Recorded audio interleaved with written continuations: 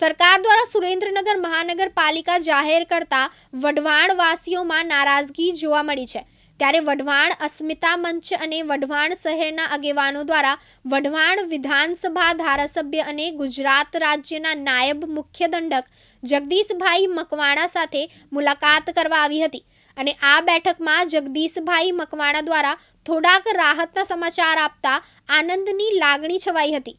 હાલ ગુજરાત સરકાર દ્વારા સુરેન્દ્રનગર મહાનગરપાલિકા જાહેર કરવામાં આવતા લોકો ખુશી વ્યક્ત કરી છે।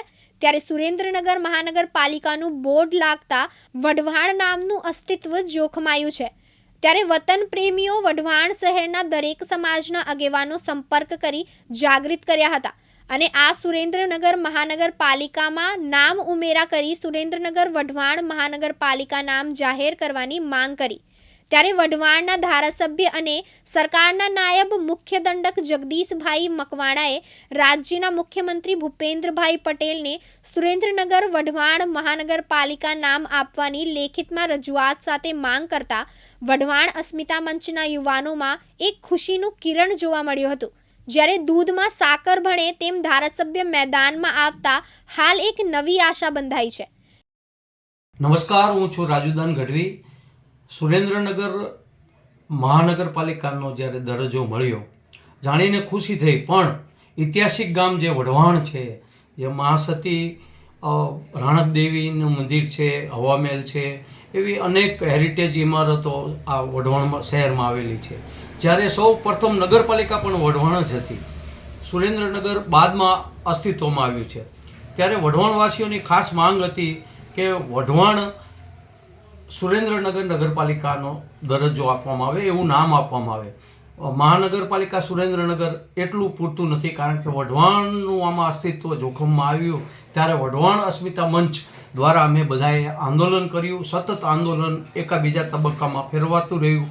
ત્યારે હવે જ્યારે પૂર્વ ધારાસભ્યો છે ભાજપના, એમે તમામે અમને સમર્થન આપ્યું, ગામે પણ સમર્થન આપ્યું અને જ્ઞાતિજનો તમામની એક બેઠક બોલાવવામાં આવી અને એમાં વઢવાણના આગેવાનો અને વઢવાણ પ્રેમીઓ હતા, એમે બધા જે હાજરી આપી અને આ માંગ વધુ પ્રબળ બની। ત્યારે આજે વઢવાણ વિસ્તારના ધારાસભ્ય છે જગદીશ મકવાણા, તેને મળવા જવાનું થયું અને તેમને પણ અમે અમારી માંગ પ્રબળ રજૂ કરી, કારણ કે અમે આ આંદોલન જુદા જુદા તબક્કામાં ચલાવવા માગીએ છીએ। જ્યાં સુધી નામકરણ કરવામાં, જ્યાં સુધી મહાનગરપાલિકા સુરેન્દ્રનગર છે એમાં વઢવાણનું નામ ઉમેરવામાં નહીં આવે ત્યાં સુધી અમે આ લડત ચાલુ રાખવાના છીએ। અમારી મક્કમતા જોઈ અને અંતે ધારાસભ્યને ઝૂકવું પડ્યું અને અમને લેટર પણ દેખાડ્યો કે હું આ વઢવાણ વિસ્તારનો ધારાસભ્ય હોવાથી મેં પણ આ મુખ્યમંત્રીને આ માંગ કરી છે। અમે એમની પાસે સબૂત માગ્યું તો એમણે અમને લેટર દેખાડ્યો છે અને લેટરમાં તેમે પોતાની માંગ મુખ્યમંત્રી સમક્ષ રજૂ કરી છે।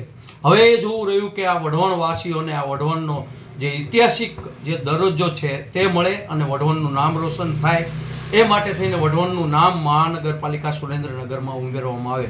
આ માંગ જુદા જુદા તબક્કામાં ફેરવાઈ રહી છે અને વઢવાણવાસીઓ એક જ માંગ કરી રહ્યા છે કે જ્યાં સુધી આ નામકરણ સરકાર જાહેર નહીં કરે ત્યાં સુધી અમે આંદોલનો કરતા રહીશું। મારું નામ સતીશ ગમારા। આજે વઢવાણની અસ્મિતા બચાવવા માટેનું જે આંદોલન ચાલી રહ્યું હતું તેમાં આજે વધુ એક ઉમેરો થયો।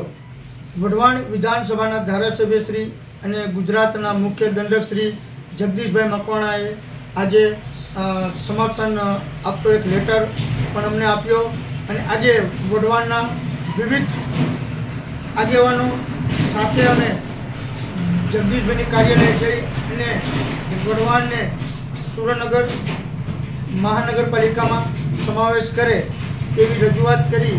ત્યારે જગદીશભાઈ દ્વારા કહેવામાં આવ્યું કે ભાઈ ગઈકાલે કેબિનેટમાં રજૂઆત કરેલ છે અને લેટર પણ આપી દીધેલ છે અને આવનાર બુધવારે કેબિનેટ જ્યારે બીજી વખત મળવાની છે ત્યારે પણ હું ફરીથી વઢવાણને સુરેન્દ્રનગર વઢવાણ મહાનગરપાલિકાનો દરજ્જો મળે, નામ જાહેર થાય એ માટે ફરીથી હું રજૂઆત કરીશ।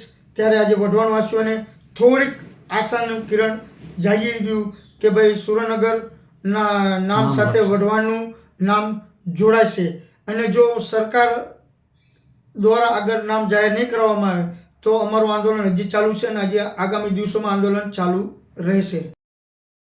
બ્યુરો રિપોર્ટ દિવ્યાંગ ન્યૂઝ સુરેન્દ્રનગર.